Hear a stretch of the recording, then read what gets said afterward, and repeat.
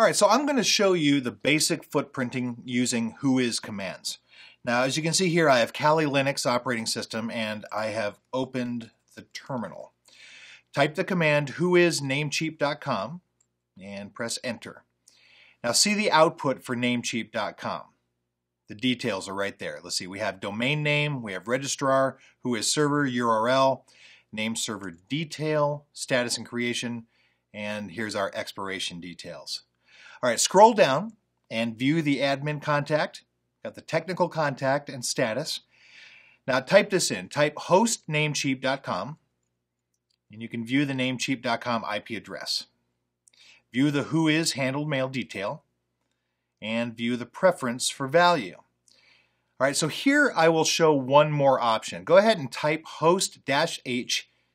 Have a look at what options are available for host command.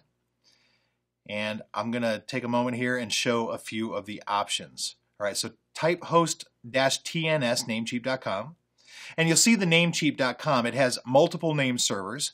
All right, one more command.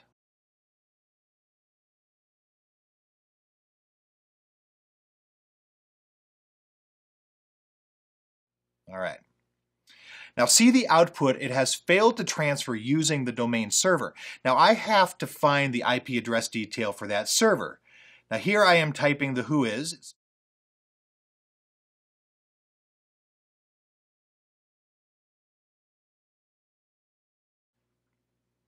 And now you can see all the information about that particular IP address.